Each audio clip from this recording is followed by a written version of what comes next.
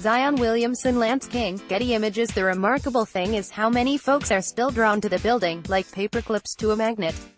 Take Artie Francino.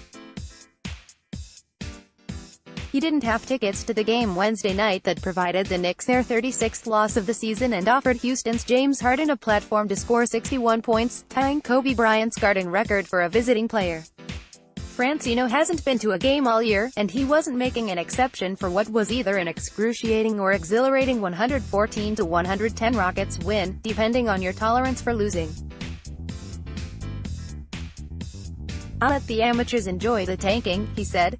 But he still still watches snippets of every game when he can. He was staying in the city late for dinner, and happened by the Garden as he walked there.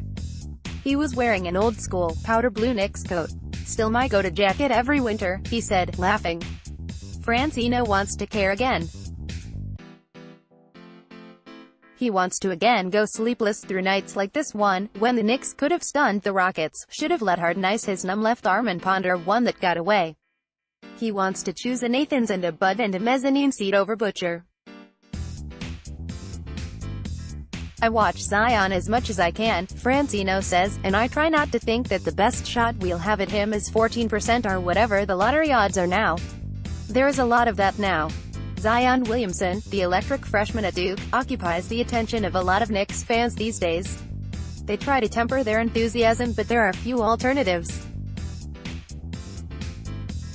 Harden going Roger Maris on the Knicks, and their spaghetti strainer defense was so predictable it was almost predestined. Nobody said rebuilding was easy, and the Knicks have done an excellent job reminding the city just how true that really is.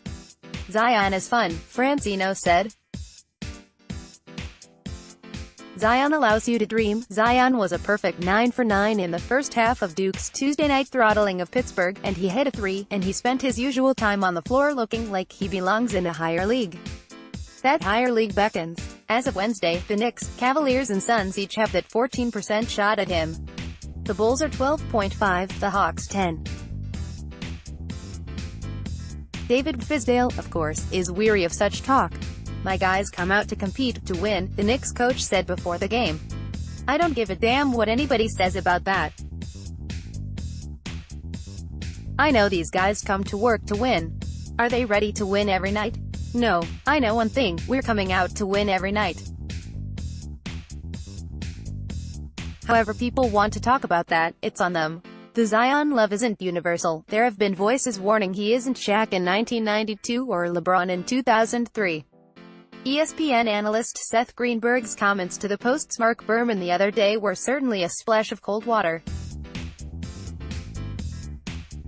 "He's fun to watch, explosive, and doing things we haven't seen in a long time, but I grew up watching Drive.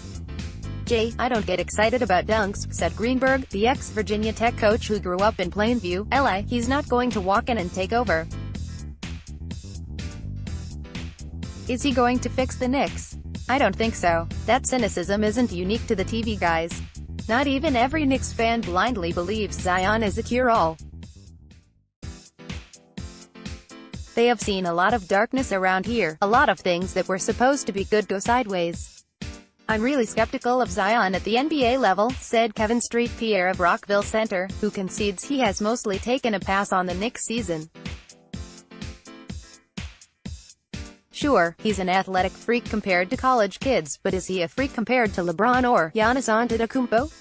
No way. He's not a great ball handler, and his outside shooting stinks. I think he's going to be an NBA bust. A poor man's Blake Griffin." That description is relayed to Francino. "Then we'll definitely get him," he laughed. Still, there is dreaming to be done. Up on the Garden's 8th floor, a weary Jerry O'Leary was settling into a short concession line for his breakfast of champions. "Put it this way, if it's a choice between the Knicks and Duke on TV, I'm watching Zion," he said. "I set my DVR last night for Duke Pitt.